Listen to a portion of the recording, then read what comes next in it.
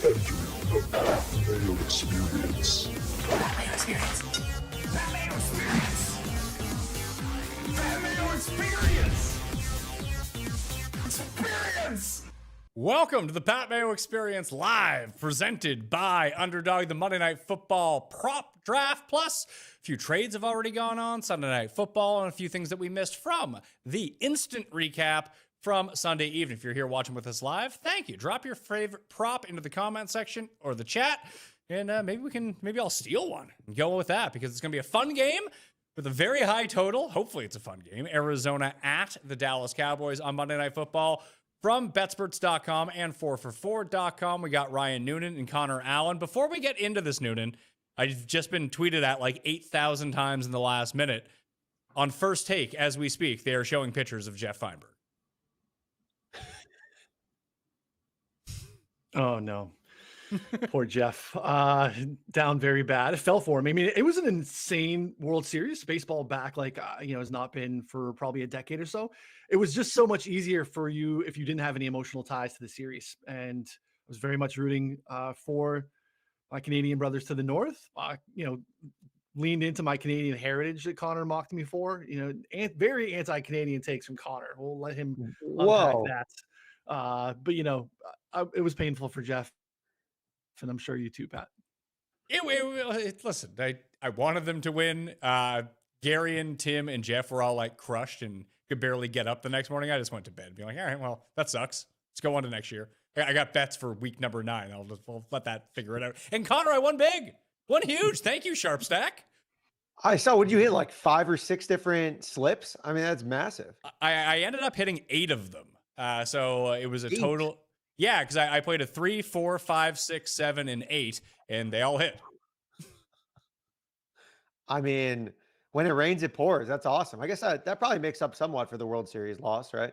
You know what? If the Jays want to lose in 7 in the World Series every single year, but in week number 9 every single year, I'll win $8,000. I will be okay with that. How much of the hotel did that cover, by the way? That was wild. That was crazy that you did the hotel Blue Jays thing. Well, I knew that I could, I don't live in Toronto anymore, but I have enough friends who I knew didn't want to pay $5,000 to go to the game. So I just bought the hotel room, which in Canadian was like $11,000. I was like, okay. I'm sure I can get like 10 people to come and we'll all pay $1,000. That's what we ended up doing. But I could have been on the hook for a lot of money, but I wasn't. So it's okay. That is awesome. It looked insane. So, I mean, what a series. That was awesome. And excited to see you get some wins too in week 9. I mean, that's 8 slips is incredible. Yeah, well, I had to pay for the actual tickets that I bought for Cuss and I to game 1. Those ended up being a pretty penny. Being able to defer the cost with 10 other people for the hotel room. That was, it's a little bit of risk on the line. I figured that people would be down, and it was great. I mean, you were more out of the game being up there than we were when we were watching it from like row 3. But it was fun to like bring your own beer, order your own food, hang out with your friends, just kind of talk the entire time while you're watching the game. That was a lot of fun. It was just although we were in the stadium, it was a completely different atmosphere. And I was pretty sure that I saw Jeff like when it happened live. I wasn't sure because I couldn't see his face. Obviously, his head was down. I was like pretty sure that's him. And then it started going nuts. Like you started tweeting about it. I was like, that's just an all-timer. I think this is a forever memory for sure. Well, the last time we did the Monday Night Football Draft, Connor, you weren't here. However, your record for the year, the last time we saw you, you were 2-1 on a Monday night doubleheader. So you're 3-3 for the season. We're playing against the computer, the Sharp Stack app, which just won me a ton of money. Maybe it can win you too. It hasn't been great on Monday night. I'll tell you that. It's 3-3 on its best Monday Night Football props. But if you go to 4for4.com right now, use code Mayo50, you get a free 7-day trial. And if you like it after that, code Mayo50 will get you 50% off the monthly. And it's not just Sharp Stack for football. It's Sharp Stack for every single sport. It's all the NFL DFS tools. It's all of the season-long fantasy tools over at 4for4.com as well. And you get 50% off the monthly plus this free week. I highly recommend right now, especially today, I highly recommend that you go do it. So hopefully it stays as hot as it was in week number 9 moving forward. But you can go do that. Hit the link down in the description or just go to 4for4.com/Mayo and figure it out. Noonan, last time we saw you, 3-0 on Monday night. Very good, sir. You've pulled into a tie for me with the Monday Night Prop Draft lead at 6-3 each. Not bad. I thought we were giving Connor 0-3 for declining to be with us. Oh, you know what? You're right. Whoa. Connor is 3-6 now. This is tough. So first off, I was not hating on Canada, and just rewinding real quick. And, now I'm getting 0-3 for a no-show. I mean, this is tough. I feel like I pinched a nerve here with saying that Noonan said that the Canadian national anthem is better than the United States national anthem. And I was like, okay, well, I didn't know that you had Canadian ally. You were a Canadian ally here. I'm very clearly in the boat of the U.S. national anthem, but Pat, I'm assuming you're in the Canadian boat. Yeah, I like the Canadian one better. It's a different vibe. It's a different vibe. I feel like both anthems properly reflect the countries that they belong to. I mean, I think it depends who sings it. Like the U.S. national anthem has been sung hundreds of thousands of different ways. Like if you get a Fergie, NBA U.S. national anthem, that was tough. That's not great there, but there's some bangers. I was applauding the lady that was singing the Game 7 U.S. national anthem. I thought she was fantastic. I didn't know who she was. That was a great representation of the song compared to the Canadian national anthem, which typically laps ours, in my opinion. So I also love that the crowd is into it consistently more. And I don't know. I'm always, I'd probably say it's a -130 favorite, especially when they're going head to head. But, props to the girl who sung the U.S. one. I don't remember her name. She was cute. She did a good job. So suck up to the host. I like it. That's the move, Noonan. That's why you're 6-3 coming off an undefeated Monday Night Football. I was hoping we'd be able to draft Raiders and Broncos props along with this. So for today, we'll only do 2 props each because we only have the one game. If I jump over to coolbet.com, which is the official sportsbook sponsor of this show, you can use it in Canada and sing the national anthem. Outside of Ontario, you're Ontario, it's not going to work for you. It's not going to work. But when we take a look at the lines for the game right now, Connor, we have the Cowboys are what? The Cowboys are now officially 3-point favorites at -120, +3 for the Cardinals is even money. So it seems like Dallas is taking even more money as we get closer to the game. I already bet them at 2.5. I don't think I'd bet them at 3.5.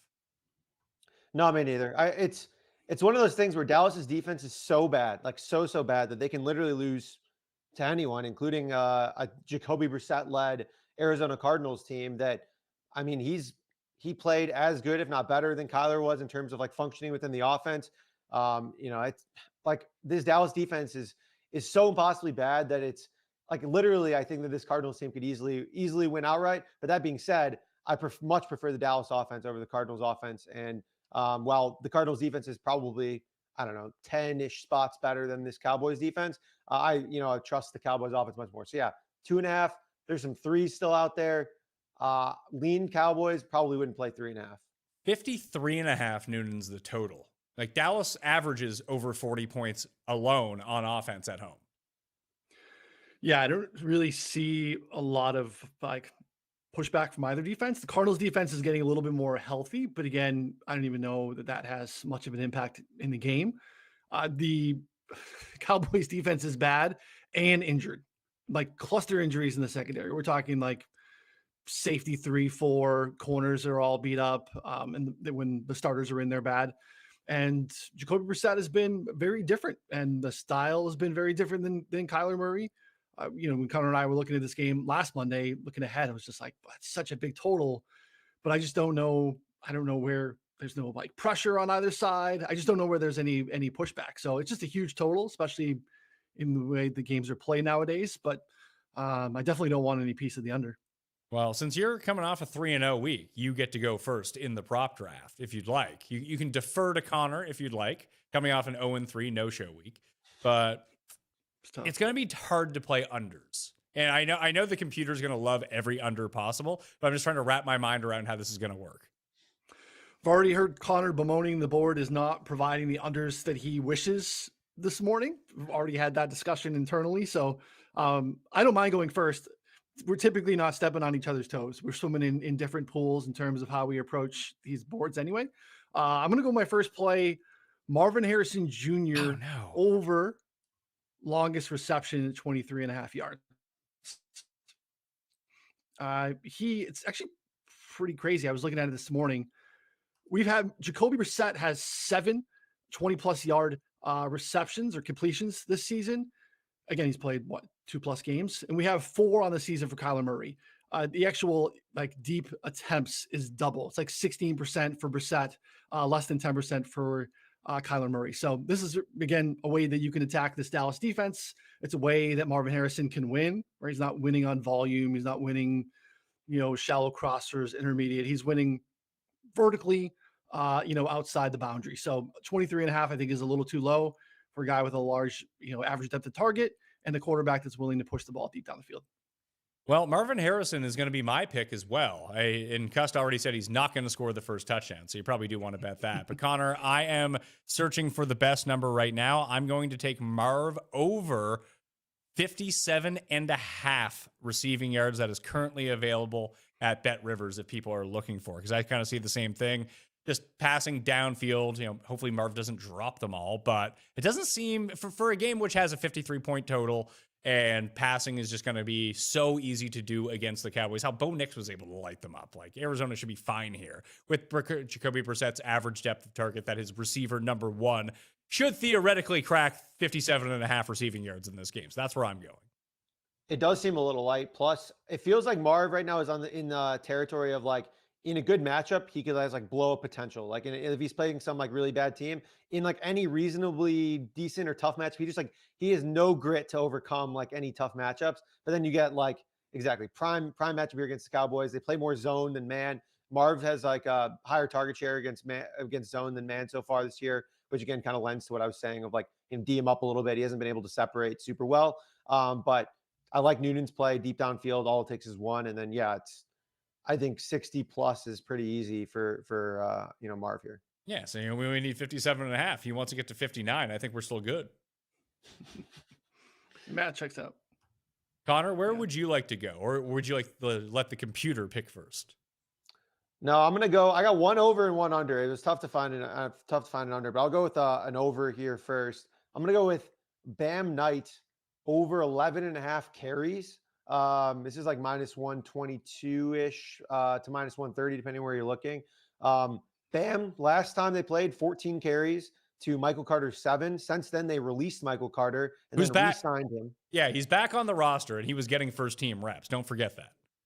Yeah. I mean, like they care so much about him that they literally released him. I don't know what contractual procedural move or whatever they wanted to do with that, or like what money it saved them, but no one else in the league cared about him either. I would not be surprised if they shift even heavier towards Bam, honestly, at this point. And 11.5 is pretty light. Like, I mean, last time it was 14 carries to 7. If it shifts even a couple more carries towards Bam, even if they don't run the ball a ton, they're only 3-point dogs. Like, I think 12 carries is not asking for a whole lot here from a guy that I think should be a lead back. So, I mean, I think in this spot here, it's like, again, it's a little bit sweaty, but 12 to 15 carries seems very much squarely in play for Bam. I would tend to agree, Noonan. Bam Knight's a weird one. They don't throw to him often, and that is the computer's pick, weirdly enough. Bam Knight under 13.5 receiving yards at minus 120. It's available at Hard Rock right now. If you just click on the plus button on the app, you can find it. There's one at Bovada. Bet Rivers has 13.5 as well. So just the best VIG available right now at minus 120 is available at Hard Rock. I actually can get behind that, unless it kind of happens like what Connor said. If we don't see a ton of Michael Carter, or even DeMercado's back as well, who I would continue to guess that they would use as a receiving back, if nothing else. It's just, if Bam Knight gets caught on the field enough, he could just, leak his way into one catch and go over this number. But they do not primarily pass to Bam Knight. Yeah, you have to get there in base, I guess, to beat you, because he's not going to be in on a lot of long down and distance, a lot of 2-minute stuff or anything like that. So it's a good play. We just know historically too, the volatility and, receiving yard, metrics and props to running backs. You can definitely find some great matchups to feel good about it. And then just game script and things happen. There are definitely things to take ladders on if you like spots where you like an over, but I think an under is a pretty good bet.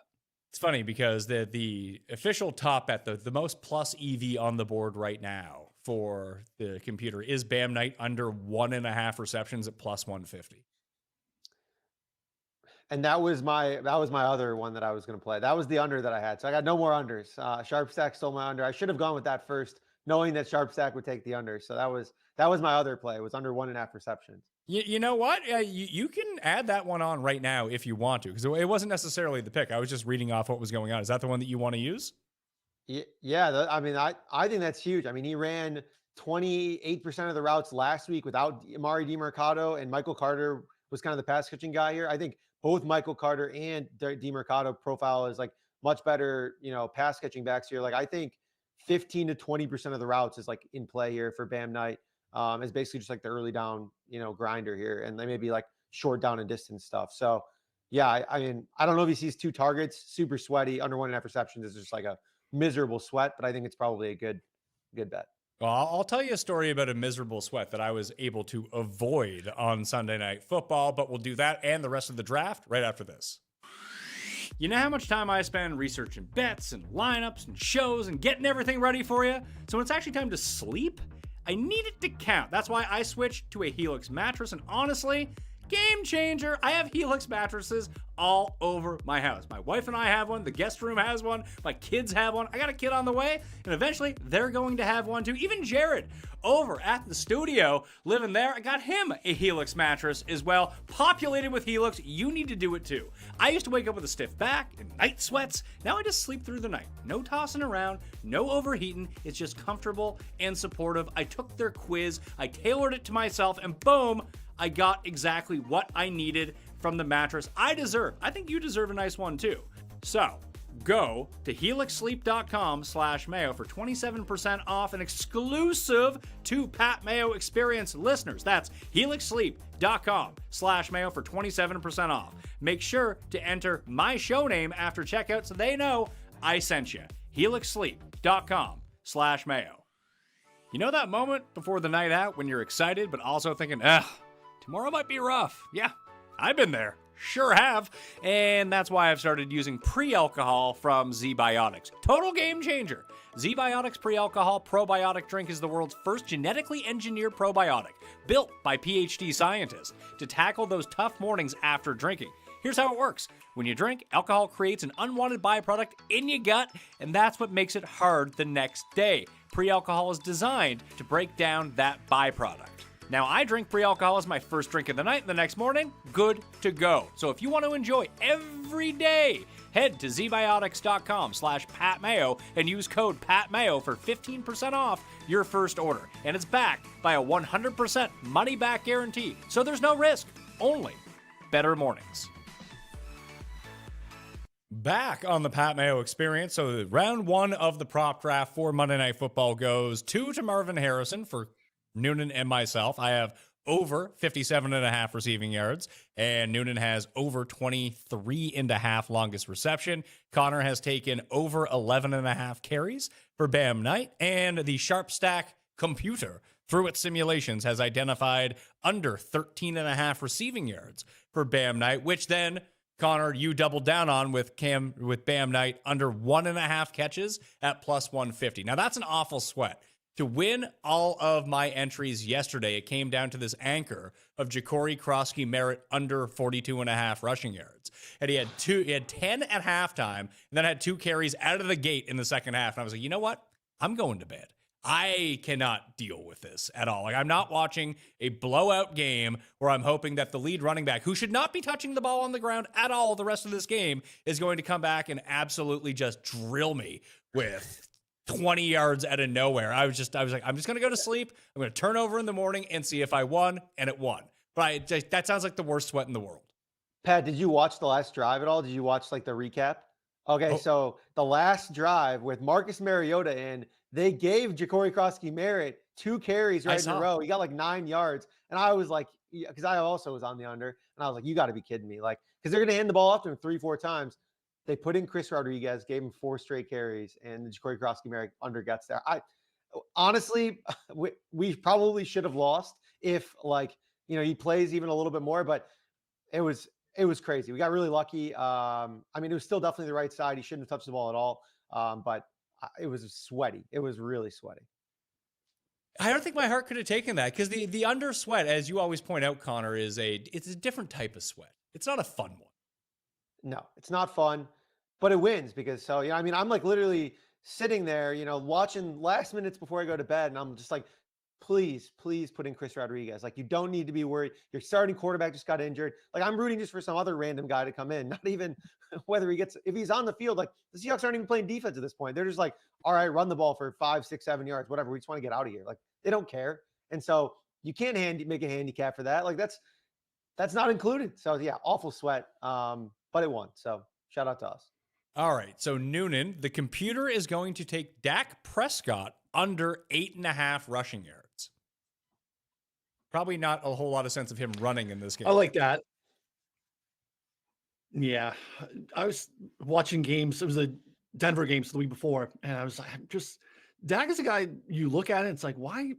You see sometimes, his rushing line is like 5.5, 6.5. Like, man, that's pretty low for Dak. And then you watch him, you're like, it's just not as athletic as you would expect. So, anytime you're getting close to double digits on the under, it's probably a good place to go.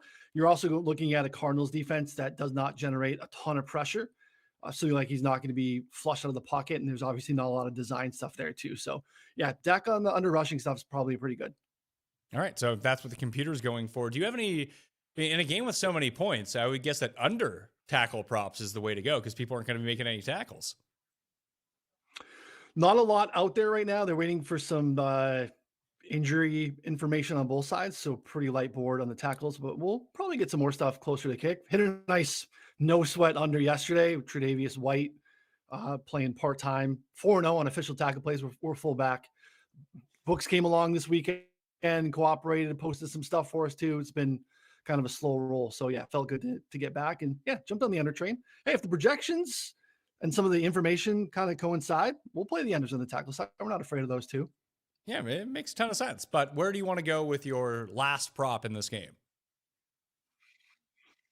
Super chalky. 6.5 receptions. Give me the over for CeeDee Lamb. Just target hog when he's in the field and healthy. I think he's going to be heavily involved. I think yards is probably okay too, but low 80s. I like the receptions a little bit more. I think that's widely available, like minus 115 range. I'm not worried about anything going on in the secondary for the Cardinals, and in a game with a low 50s total, I can't imagine CeeDee Lamb not being heavily involved. So over 6.5 receptions. Yeah, I don't know where I want to go with my last one because I was thinking. So it's this one. I don't know if it necessarily coincides all that well with Dak Prescott, as you mentioned, a lack of pressure coming from the Cardinals' defensive line. There's not a lot of designed passing plays for Javonte Williams. It's more of a desperation thing for them. Or if they get in the 2-minute drill, that's always where you end up in a lot of trouble here. But 2.5 is total, and it's juiced to the over. Like you can go under 2.5 at like plus 110 right now.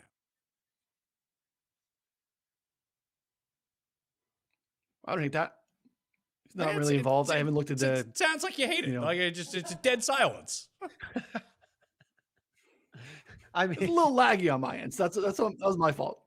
Yeah, you need to win. You need to use the Sharp Stack system. Win money like I did and get better internet, Noonan. I have upgraded. This is the upgraded internet. This is the fastest I've available. That's the fastest available. Chicago suburbs. I'm not buried in in the woods somewhere. You would think that I'd be able to not have a little lag. But yeah, I don't hate it. Like I said, I think there's a lot of variance in running back receiving lines. I think just blindly betting unders on that is probably, I believe Connor did research on that probably 4 or 5 years ago now. It might be dated, but I think it was probably one of the most EV bets, right? Connor just long-term betting unders on, any variation of running back receiving stuff is probably the right way to go. Yeah, I don't remember the specific reason. I mean, yeah, it was like a 5 or 6 year study, but it was also like 5 years ago or 4 years ago, something like that at this point. So the lines were not quite as liquid and anything like that. But yeah, it was EV to just generally bet unders on that kind of stuff. Things have tightened though. I think there's lines are set closer to medians, more overs are viable. I'm just struggling. I'm struggling with the last play here. Like I was considering the CeeDee Lamb one, Noonan, that you took. Connor, what do you make of like George Pickens' longest reception? I think Pickens is fine. From my understanding, like they play kind of like a lot of like shell coverages and kind of trying to like keep things in front of them. And so they like do a good job of generally preventing that. Now it's George Pickens. So like against like their secondary still isn't good. So there's like a lot of other factors working in his favor. I'm interested in neither of you guys brought up Trey McBride since Jacoby Brissett came in, 8 and 10 catches so far with Jacoby Brissett. Now gets another just like smash matchup here against a Dallas team that I don't think can cover anyone, and plays a ton of zone. And like, I mean, early in the season, they were playing like 95%. They had 1 week, like 2 weeks ago, where they played, a little bit more man. And then last week they played like 25% man, something like that. So still super zone heavy. I think McBride might just catch like 9 or 10 balls, and his reception line's like, I don't know, 6.5, something like that. A little juicy, but I think that's interesting. It's 6.5, and it's juiced up to -140 and -145 right now. So that falls out of the parameters of what I can take. However, his receiving line is 67.5, which is pretty good. If we think that he's going to get 6.5 catches and we like the over on that, feel like he should have around 70 yards or more. You would think, right? I think the last few games it was like 8 for 72 and 10 for 74. So way closer than you would think. Somehow, I think he's just catching them and falling down. But I mean, all it takes is one like 15, 20 yarder, and you're probably still getting there with the rest of the volume, no matter how many yards he's getting on the other ones. All right, so the only one that's under -120 right now, the lowest total that I can find is over 68.5 Noonan at -110. So I'm going to take that. So I'm going to go Marv over receiving, McBride over receiving, and I mean, hell, I should just play a same game parlay and put Jacoby Brissett over too, although the correlation probably doesn't work out too well with that. But, I mean, you're familiar with all these defenses. How good are the Cowboys at tackling? Not good. Not very good. I do have a nice rookie linebacker, Shamir James, who is interesting. That's actually, I want to give that out for the listeners too. Not widely available. It is out there a little bit. If you can find under 8.5 tackles on Kenneth Murray, Dallas linebacker, take that. No business him ever being lined at 8.5. He is absolutely terrible. One of the most inefficient tackling linebackers in the league. Probably starting to lose snaps soon. Demarion Overshone blew out his ACL late last year. He's coming back. I don't think he's impactful today, but I think he's going to be the one that loses snaps, not Shamir James, the rookie who's playing some pretty good ball. So yeah, under 8.5 on Kenneth Murray. Falls outside the parameters of our -120, and it's also not widely available, so wouldn't use it for my play for integrity purposes. But if you got access to it, take it. Kenneth Murray under 8.5 tackles and assists on Underdog right now at 0.88, which is like the equivalent of -135. Yeah, he's a bum. I mean, the last time you said that and we did this, I think he had like 48 tackles in the game. So that week 1, yeah, I gave Kenneth Murray under. The only time he's gone over all season long. He's fallen comfortably under his tackle line every game this season outside of week 1. Philly opener. Yeah, he actually only went over by 1, but he did go over. So let's do this. There's an Underdog promo right now. So if you're not on Underdog, use code Mayo. You'll get a free $5 entry that you automatically win $100 in bonus funds on, win or lose. So you can do it on that, and you get the deposit bonus, and you get a free pick along with it. Here's a 4-banger for us using all of the picks that we kind of put together. Bam Knight under 12.5 yards receiving. Dak Prescott under 6.5 rushing yards. Marvin Harrison higher than 59.5 receiving yards, and Kenneth Murray lower than 8.5 tackles. With that 40% boost, $50 pays $730. That will be the official Underdog play of Monday Night Football from the Pat Mayo experience. If you want to tail along with that, you know what? I can share this right now. If you're one of the few people who are watching in the live stream as we do this, I'm going to throw that link in there if you want to tail along with us. I feel like my run might be coming to an end, but Connor, one thing that I've noticed, I have won my past 4 3-leg entry Underdog plays for the NBA. I mean, I don't know. Are you using Sharp Stack for those, I'm assuming, or are you playing all overs? I'm playing all unders with Sharp Stack because I don't know who any of these guys are that I'm using. I have no idea what's going on, but I've just been printing on NBA stuff like unders. So like I'm blind betting some, like, I don't even know, 5th, 6th rotation guys, and under like 12 points, and I've never heard of half them. They can be made up, but the checks are still cashing. So have had some of my best Sharp Stack days the last like 2 weeks with NBA. And that's what our guy said who made it. He said, like, NBA, it's the best because some of the other books are sharper that we lean into. So I don't know. Hopefully that continues. Yeah, so you can go Austin Reeve under 6.5 assists, Davian Mitchell under 7.5 assists, and Donovan Clingan under 9.5 rebounds. All of those are rated out at 8% or better in terms of the EV. So I'll probably just play those 3 as an Underdog entry and try to continue to print. Yeah, That's awesome. I don't know I know who Austin Reeves is. Davion Mitchell, I thought was Donovan Mitchell, but it's not. See, this is great. I will tell you, I'm much better at betting things by just trusting a system like this when I don't know anything about the sport. But there's no biases in it, right? Like I think about this all the time. I look at the NBA ones and I'm like, I mean, you look at the board tonight, right? I don't want to take a single under outside of like maybe Bam receptions under. And that's like super niche. Like this thing's going to be popping with unders. Probably just blind bet a ton of them. And then that way, and don't sweat them.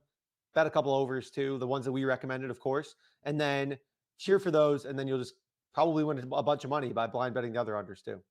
Yeah, Noonan, these unders for NBA have been amazing. I assume that adjusts at some point during the year, but it's all on. Even though scoring is way up in the NBA, these unders just keep hitting. Yeah, Connor continues to do it. I haven't been as aggressive on the NBA side. I had a nice weekend. I went 4-0 on college football unders in sharp stack. Again, similar process, right? Guys that like I'm not grinding some of these like, I don't know, barely D1 quarterbacks. We're typically taking a lot of unders there. Guys that could be third, fourth string receiver unders. I think I had a good mix of variations, but went 4-0. I'll definitely turn on the heat here if everyone keeps printing on the NBA side, and I'm on the sideline. I need to get in a little bit more. So yeah, but I love the piece of just taking your biases out. Just follow the math. I've also only been using 1 or 2 books because I'm limited on like, I don't even know, 90% of other books. Basically, I'm only using 1 or 2 books that are allowing reasonable liquidity. Like, I don't know, 50, $100 a pop here and there. I mean, you jam a bunch of those, like, you know, ROI was like 30% or higher for like 5 straight days last week, just betting, like blind betting stuff on like pretty liquid books that you're not going to be, and you can get limited on, but like not, I mean, limited enough to still be getting down on 50, $100 a pop pretty easily. So that's kind of the coolest thing for me is you're not just jamming against the weakest books of all time where the traders are, you know, asleep eating a sandwich and, you know, the starters got ruled out and you still got 15 guys, you know, 15 bets there. There's actual real books that you can beat too. Sunday Night Football. I'm guessing Jaden Daniels Noonan is going to be done for the season with this dislocated elbow. It's on his non-throwing arm, but they're cooked basically with Marcus Mariota. So I don't think they're going to bring him back in week 16 if they have no chance of making the playoffs. So you can probably write off Jaden Daniels from that aspect. They lose Luke McCaffrey for what looks like the season, and it looks like they've lost Marshawn Lattimore on defense for the season. So the season from hell for Washington has happened. Yeah, we were short on them coming into the season. Just questions on the defensive side. Still a lot of pressure on a quarterback that, you know, kind of the, I guess, hit on him coming out was just his inability to, his concerns about staying healthy, right? And the offense, we thought they could just be an over team, and even that ship has sailed, obviously, now. His secondary is a problem. They're still pretty decent against the run, but you can take chunk gains through the air against them too. But yeah, I don't know what they are without Jane Daniels. They're not an over team at all. So hopefully we get some soft Marcus Mariota lines for rushing next week against the Lions. We got those last time out against the Chiefs, but yeah, down bad in DC. How bad do you think, like, do you just completely flame out now, Connor? Like, down all of these guys? Obviously, McLaurin's not back. He's not even expected to play in week number 10 either. They have the week 12 bye. He'll probably be back after that. Do you just kind of pack it in here? Probably. I think that's the problem with that is like, it's tough. Like, you're probably going to maintain your coaching staff, right? So like, you can't just like lose the locker room and just be like, oh, like whatever, just go on out there. I think you just try and honestly scrape by, get a couple of wins. It's not optimal for like team building. Like obviously, ideally, they just lose the rest of their games, get a good draft pick, and then like they refresh next year. I just don't think that's like a legitimate thing that can happen right here. So I think they're going to still probably win a couple of games that like they probably shouldn't, just based on, you know, I don't know, their coaching staff. Still a couple of good guys, you know, here and there. I think Mariota honestly played really well the last time we saw him as well for the most part. So I think they're going to win some random games. But overall, I mean, their team is, I mean, totality at this point, they're just not very good. So yeah, it's going to be tough. And Cust and I were arguing about the Sam Darnold MVP case on the Sunday night show. And he's like, Darnold should be taken seriously as an MVP. And I told him that, and I still do think this, that the credit gets given to everyone else on Seattle. It's not going to Darnold, which is either fair or unfair, depending on what you might think of it. That he would have needed a primetime game with like 4 or 5 touchdown passes to boost himself up. And that's exactly what he did. So great news on that. So I still think that he's a bad MVP bet solely because I think that Mike McDonald, it's sort of like the Colts, where I don't think that Daniel Jones has any ability to win MVP, that if anyone was going to win MVP, it was going to be Jonathan Taylor on that team. And it's not going to be Jonathan Taylor, but he's in the case for the Offensive Player of the Year. He's the favorite. JSN is the second favorite in that market. He would probably be the most valuable guy. And guys point to the defense. Noonan, do you think Darnold does have a chance to win MVP? I think he's a chance to win MVP. They have a legit chance, I guess, to be the number 1 seed in the conference. And that's a piece of it too. I think historically kind of need to be like 1 or 2 in the conference. And because some of the other resetting that happened in the NFC yesterday helped the Seahawks. They have a big one in 2 weeks against the Rams. So I think your original point was right. It was very easy to tie some of the other successes going on in Seattle to JSN, to Mike McDonald, who I think is fantastic at what he does and scheming different ways for them to just demoralize teams. And that's kind of what happened there early in that game as well. So I think, again, primetime spot, perfect first half, all of the things that needed to happen for Sam Darnold to be a viable candidate happened. But still the path is I think ahead of him if they do get a 1 or 2 seed. He dropped he dropped from 50 to 1 to 20 to 1 overnight, Connor. Yeah, and I think the problem actually is not that, like, there's like a couple guys that I think are hypothetical values that if they continued to play well, like they would probably gain like CLV. Talking about like, I don't know, maybe Darnold, Mayfield, I don't know, if Justin Herbert started winning, like these guys you could make a case for them to probably have CLV. The problem is you have Josh Allen and Patrick Mahomes. It wasn't Mahomes' best game last night, but overall, like the arrow is trending way up for this Chiefs team. The Bills, if Josh Allen continues to just be Superman with, basically just Dalton Kincaid and Khalil Shakir out there, it's just like tough for me to imagine. Then you have like the Drake Mays and Matthew Staffords who are still very much in the mix, that if they continue to win out or have an awesome year, like it's really tough for me to make a case for even a Darnold, Daniel Jones, any of those guys to ascend over them, because they would have to just play lights out the rest of the season. Like it would have to probably be like 3 touchdown plus games, like multiple weeks in a row, not even just like a one time. Otherwise it's probably just losing CLV. Well, I want to dig a bit more into the awards market. Plus, the Eagles have now made 3 trades as of this morning as the trade deadline approaches. And I want to talk a little bit about Tucker Kraft's injury and what that means for the Green Bay Packers. But first, buy these things. Somewhat surprisingly, I actually take tailgating very seriously. Grill fired up, cooler packed, and yeah, I'm the guy everyone counts on for the food. Whether that's my home barbecues, birthdays, tailgating, doesn't matter what it is, Pat Mayo is always relied upon for bringing the food. That's why I go with Omaha Steaks, the official sponsor of tailgating. They've been America's original butcher for over a century, and everything they send is top-notch, perfectly aged steaks, juicy burgers, those thick, deli-style franks, all delivered directly to your door. I tossed the ribeyes on the grill last weekend. Crazy tender, amazing flavor, and you can taste the quality. There's no off-season for flavor here. Make your next game day delicious with Omaha Steaks. Just head to omahasteaks.com and use promo code MAYO at checkout for $35 off your order. That's omahasteaks.com. Promo code MAYO. Terms apply. See site for details. For over a century, Johnnie Walker has shared its bold spirit with the game of golf. Now, crafted with Devereux Golf, Johnnie Walker introduces the Johnnie Walker Blue Label-inspired Sunday Golf Bag, elevating the game with sleek design, blue label hues, and refined gold accents. Celebrate your hole-in-one with a premium Sunday bag crafted by Devereux Golf. Submit proof of your achievement to johnniewalker.com/blue-in-1. Please drink responsibly. This show is sponsored by BetterHelp. The days are getting shorter and it's easy to feel like the world's getting a little darker, too. This time of year can be tough, especially when life gets busy. So BetterHelp is encouraging everyone to reach out, check in on your friends, reconnect with family, or grab a coffee with someone from your team or a friend that you haven't seen in a while. Just like sending that first message, starting therapy can feel hard, but taking that step is almost always worth it. You might even find yourself wondering, why didn't I do this sooner?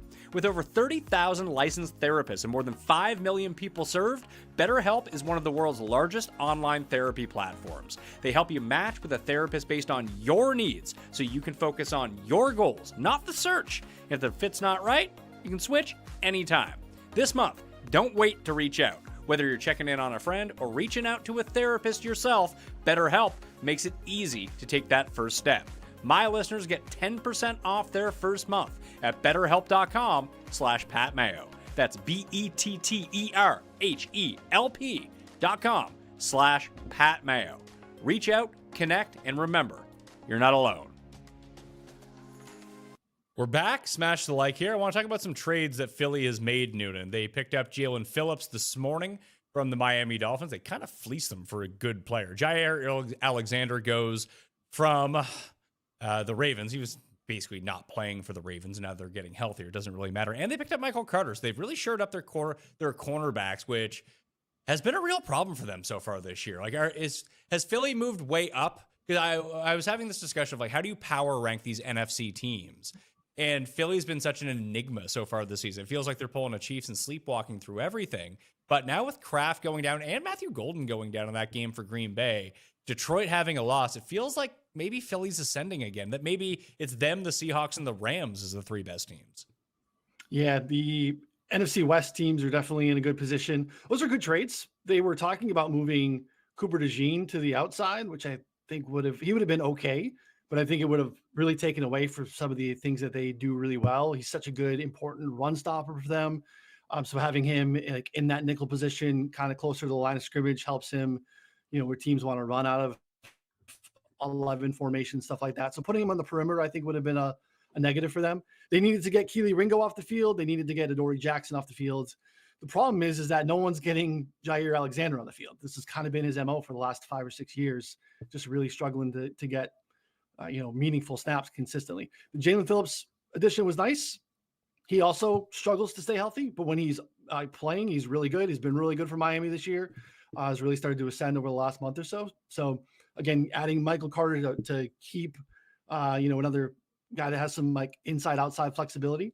I'm not surprised. They're always very aggressive, always looking to improve, and they are definitely well positioned. Again, if they can kind of find a different gear offensively, which what we've seen early this season has not been great. They're definitely very much in the mix to be the top seed in the NFC again. So looking at the Super Bowl odds, like, do you have any faith that Philly can win the Super Bowl again, Connor? No, but it's what they're the favorites right now in the NFC. Like, that's what's crazy is, I guess if all these moves make a difference here for their defense, like that could be big. They just, like, for the last couple of weeks, it feels like, I mean, they scraped by wins against the Vikings, and then they beat the Giants as well. Previous to that, lost the Giants, lost the Broncos. Felt like some of the worst vibes for a team that was like 4-3, 4-2 basically ever. And so it's a team that has potential. They obviously have a lot of the core pieces that they already retained, but something just feels off. And so I don't know what to do with them. And, like, I'm just not ready to buy. Maybe that's some kind of bias, but I don't know. I mean, I'm not buying them as the current favorite right now. Like, it feels like I'm not getting any value. Well, they have moved out of current favorite status. This is why I bring this up. The Rams are now favored to win the NFC. And in terms of Super Bowl odds in the NFC, the Eagles are 4th. The Rams are 8-1. The Lions are 9-1. The Packers are still somehow 9.5-1. And then it's the Eagles at 10-1.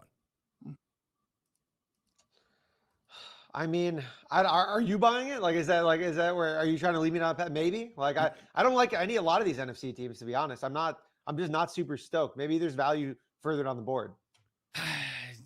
Potentially, like, the only value team right now, and I don't know how much of a value it is because I don't see them winning the Super Bowl, is the Niners. They're 30-1.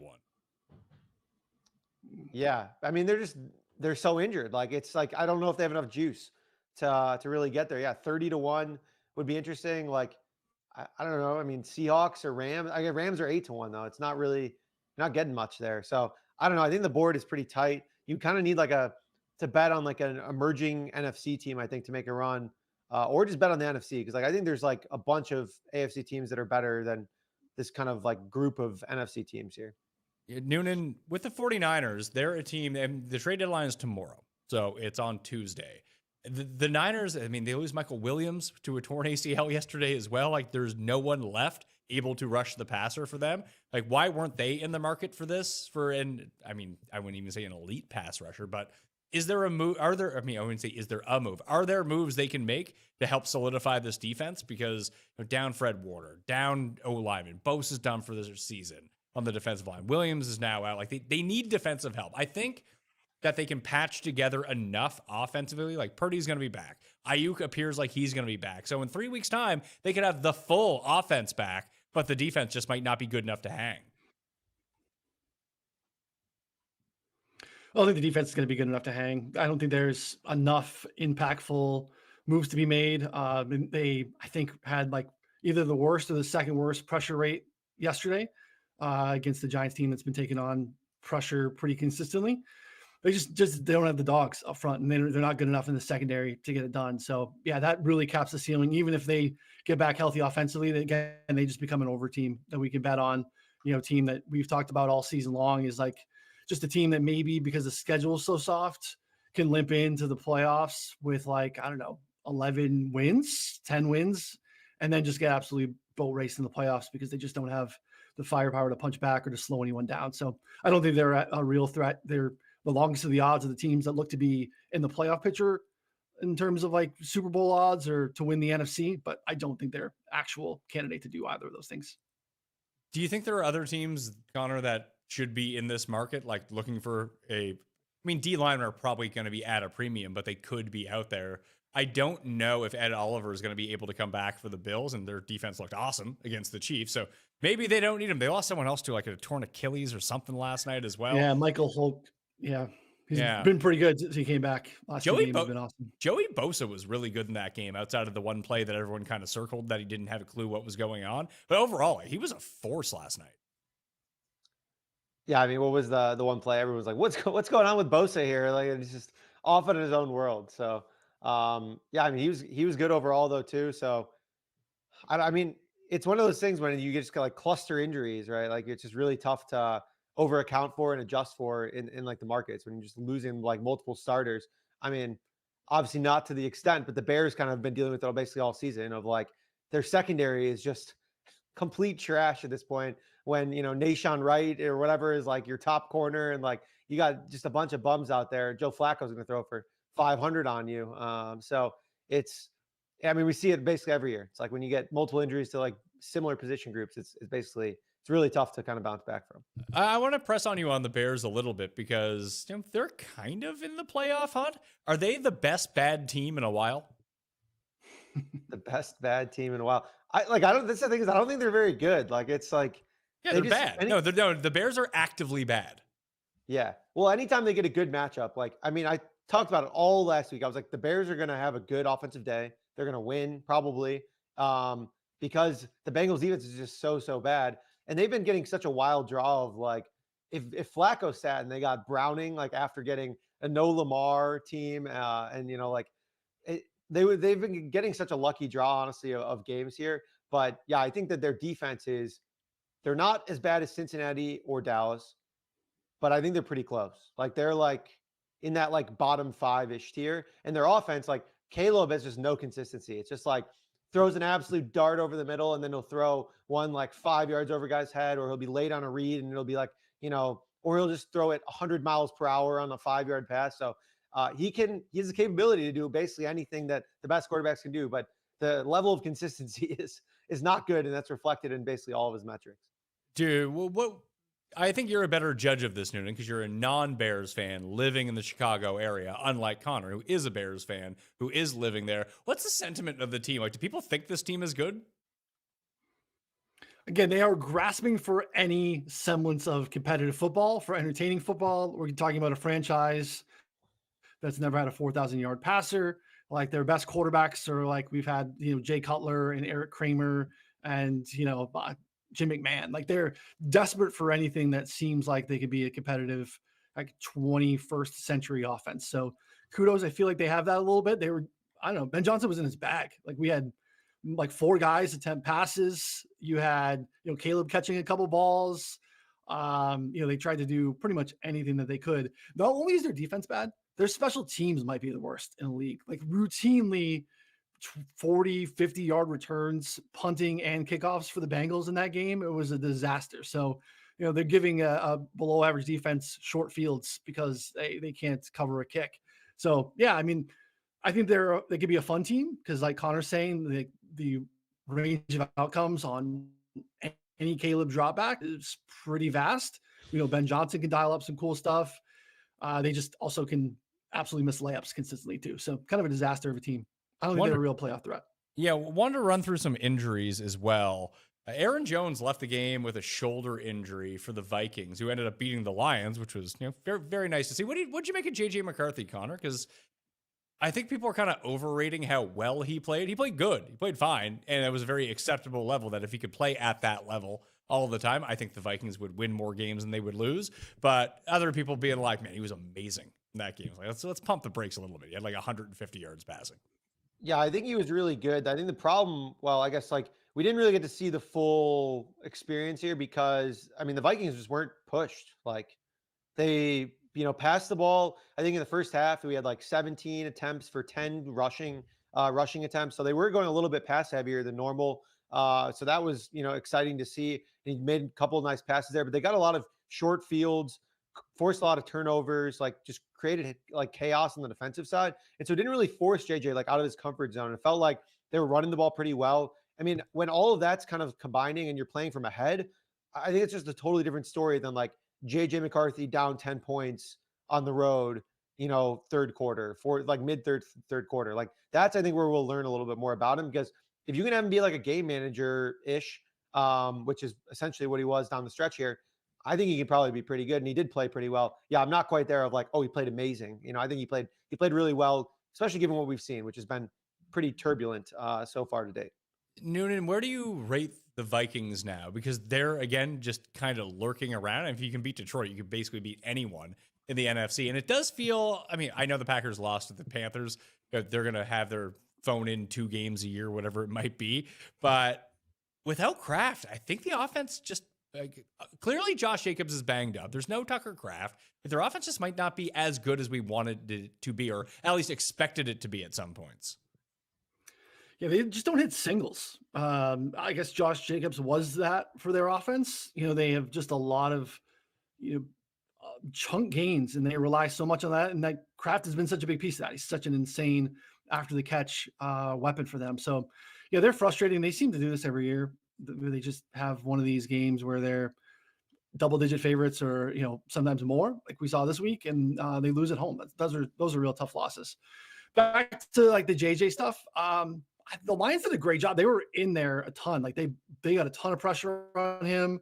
I think they did a really good job scheme wise. Kevin O'Connell, like a lot of like JJ on boots and moving the pocket. And, I think, he was inaccurate for the most part, but I think there were some interesting signs there moving forward. Again, we're talking about like his third start. So I think we're still really, really early in the JJ McCarthy experience. I think, again, leaning on coaching and scheme, they're going to be able to be competitive. I think having Aaron Jones was really nice for them because he gave them a dynamic, with the passing game that was missing with just Jordan Mason in there. So interesting to see what happens. That was the best game they played defensively all season. They really made the Lions play, one-dimensional, and that's not what the Lions do. They did a great job stopping the run, forcing Goff into really clear passing downs on early downs, and then they generated a ton of pressure, especially in the second level. Linebackers, lots of different cool stuff that we haven't really seen from Minnesota this season. It's kind of been disappointing, but they had it in spades against Goff on Sunday, and it was a lot of fun to watch. I didn't actually see who it was, but I saw one of their offensive linemen got carted off the field, Connor. Detroit's such an interesting team. I had them to play against the Bills in the Super Bowl preseason, and it seemed like they had kind of righted the ship. Some of these intra-division games have been problematic for them, though. Like they get beat pretty. I know the score was close, but it felt like Minnesota was dominating that game most of the time, especially on the defensive side of the ball. We saw the Packers kind of work them in week 1. Is it just division games that are a problem for them? Yeah, well, their division's good, so that's part of the problem too. Like I think the Vikings turned it up a second notch here compared to what we've seen to Noonan's point, especially defensively.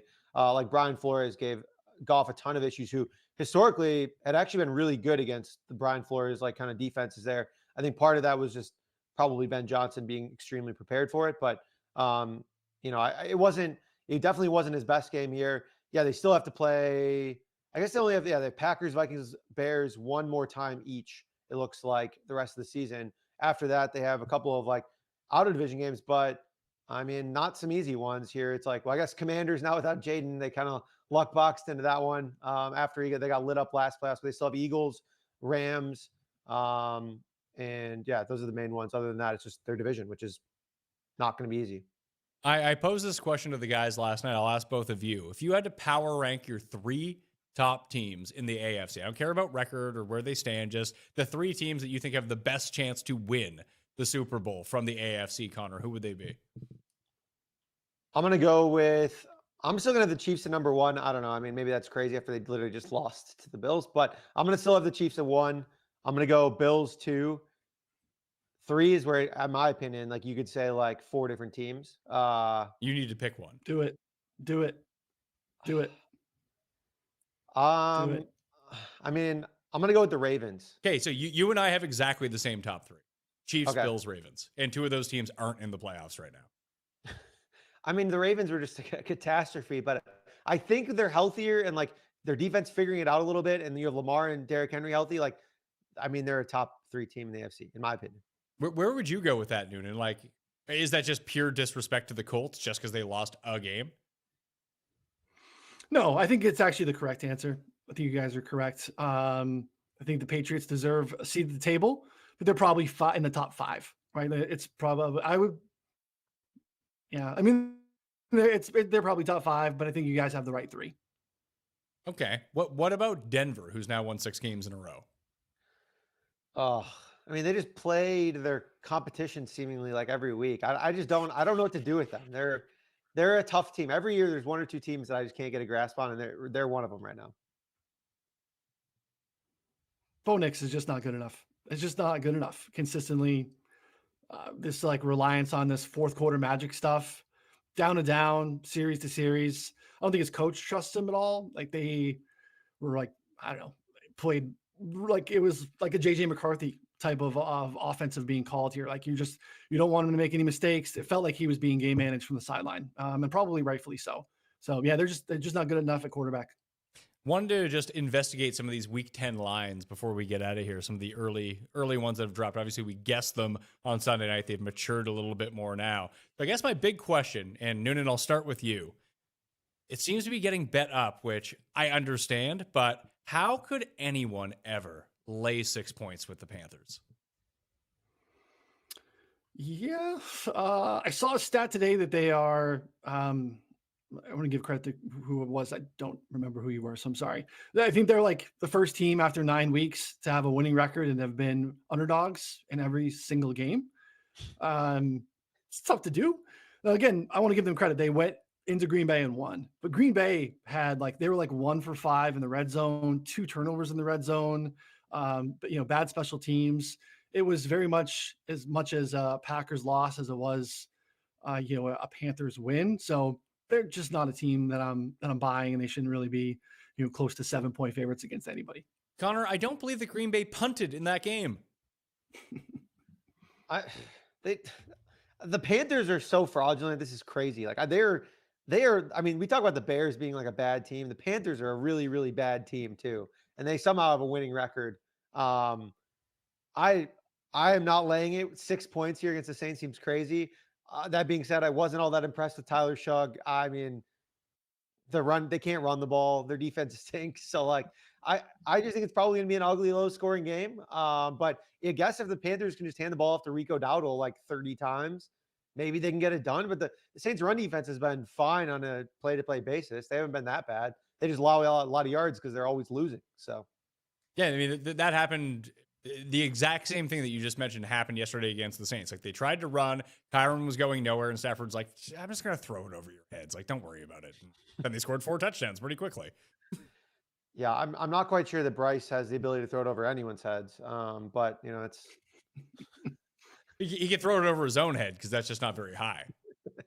Yeah, it's a low bar there, but the offensive linemen are tough. It's like you can't see anyone. Little short guy running around. It's tough scenes there for Bryce. But yeah, 6-point favorites. Congrats to them. I mean, are you back in the Saints here though? Like I don't know if I really love that either. I don't love it, Noonan, but I like the pick and the bet is probably going to be Saints +6, and it looks like it's getting bigger as we're speaking.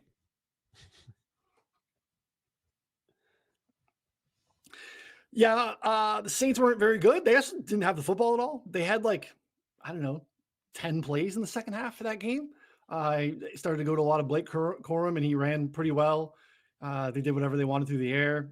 Saints struggled to generate any sort of pressure. I just think the Rams are actually pretty good. So, yeah, I mean, if you're just separate yourself from these records, this is not like a 5-4 playoff threat in the NFC. You probably should be taking the points in the division in the spot every time. Remember when the Saints win total was 5.5, like juiced over? And like, I mean, then it ended up moving its way down, but like there were reports actively in the summer that they were going to start. Who was the other? Jake Hayner, I think it was like getting first team reps. I'm like, at that point, I'm like, guys, this is over. Like this season is done. Are there any other Week 10 spreads that you've looked at and just thought, wrong, gotta hit that now before that changes?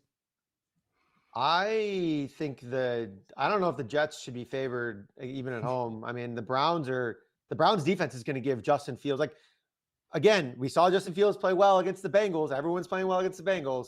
Now he plays against the Browns, who are an awesome defense. Like 50 passing yards is very much in his range of outcomes, as we've already seen twice this season. Plus 2.5 at Pinnacle right now, Noonan. Like, I love that. I like the Browns money line. I like the Browns and the points. I had a feeling that this line would flip throughout the course of the week, but it's not looking that way right now. Yeah, again, this is another situation where very similar situation that we just talked about, but maybe amplified a little bit. Take the points, and these are just two bad teams.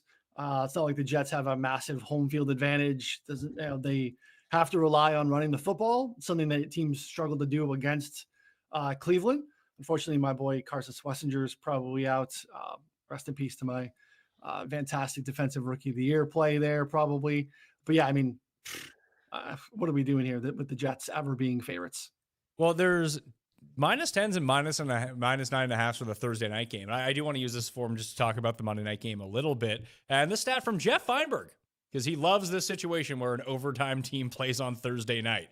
31 teams have played on Thursday night football following an overtime game. They're 6-25 against the spread since 2000, with a -6.8 against the spread margin, and they are 3-16 against the spread on the road in that spot. You can back Denver at -10 at +1 and 110 right now if you want to, instead of taking the -9.5. I wonder how that compares to the just divisional dog getting double digits thing. That's probably pretty strong. Not a big trends better, but maybe Feinberg has that one, buried for us as well. Because I would think you're probably best taking double digits in the division pretty blindly over the last, 20, 25 years or so. But again, the Raiders are terrible. Denver's defense is by far the best unit in that game. Bo Nix has been able to show a pulse against bad defenses, and the Raiders are very much that. So it's just kind of a stay away for me. Wouldn't have any action for me. Here's the same game parlay we can make once the props come out. Just take Broncos alt line -14 or -13.5, Connor, and parlay that with Ashton Genty under rushing yards. Oh yeah, you don't have to convince me on that. I played it last week. Probably going to go back to the well again here. They keep lining it high just because he gets a ton of work, but the offensive line stinks. He's just not. I mean, he looks fine. I don't know. He just has no room to run. So there's nothing he can do, and then they keep falling behind. So they stop using him. They don't. Like, he doesn't get a carry. He gets like 2 carries in the second half last week. So it's pretty tough to hit your over when you're not getting much work and your offensive line can't block.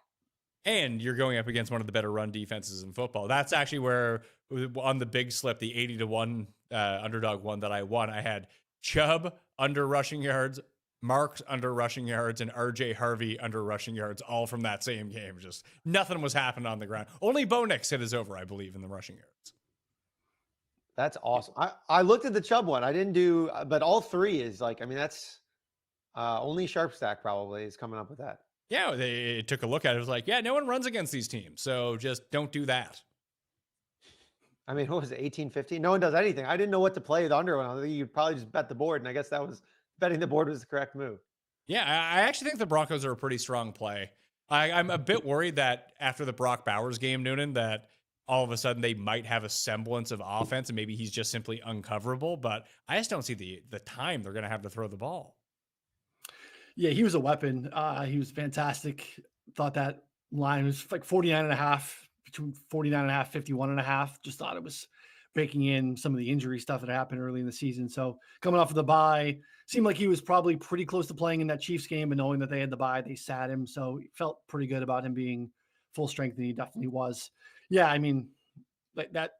The Broncos, it's, Nick Bonito's been awesome, but like Jonathan Cooper's really good, and Zach Allen, the interior is good, and they do some stuff off the edges with their corners. Like they're going to be a problem for the Raiders for sure. So like I am referencing taking double digits in the division is probably the right way to go about it, but like I don't know that there's any punch back on the Raiders side. So you're probably on the right side, and in that scenario, I do think taking alts is the right way. Like just if you're right, you might as well get rewarded for some plus money stuff. Stay under the key number of like 14, and it's probably a good way to build a slip. Last few things. You can find my article up on 4for4.com right now. It's completely free if you want to go check it out. Streaming defenses, game-by-game notes, the full injury report. Cedric Tillman, it has just been reported, is designated to return from injured reserve. Although Dylan Gabriel sucks, I would still pick him up. I think he is the Browns' best receiver. At least he was for the past basic year. Regardless of who's been playing quarterback, he's been the guy who's been way better than Jerry Jeudy. Jeudy only got good the moment that Tillman went down last year, and he's been dog shit for the course of the 2025 season. No matter what a buy low model will tell you, do not buy Jerry Jeudy at the moment. If you need like desperation streaming defenses, if Cleveland was dropped, go pick them up against the Jets. They're going to be an awesome defense, but they're still above that threshold at the moment. But Carolina against New Orleans is available in 98% of leagues. New Orleans against Carolina, 99% of leagues. The Jets against Cleveland, because Cleveland's not very good either. The Giants against Chicago. That's actually a spread I like, Connor, is the Giants plus 3.5 against Chicago. I wouldn't be laying 3.5 with Chicago right now. I think the Bears are going to drop like 40 on the Giants. That's now. great. It's going to be another Kyle, yeah, shocker. Another Kyle Monungai game here, who I think looked awesome. Finally provided a little bit more juice. A little more gas in between the tackles specifically. Like, sure, bud. Almost done. Went into contact. I mean, I think he's next level. I think he's their future RB1. Swift, take a seat on the pine, brother. All right, well, we'll let Noonan get out of here. We'll let the audience get out of here as well. You can always listen back on demand on Spotify and Apple. So go subscribe over there. Smash the like here. We're live most Monday mornings at 10:45 a.m. Eastern time. Golf show will be dropping almost immediately after that. After this as well, with Keith Stewart breaking down the Mexico tournament this week. Made a ton of bets. A lot of good value on the board this week, so please go check that out. I'm Pat Mayo. Thanks for watching. We'll see you next time.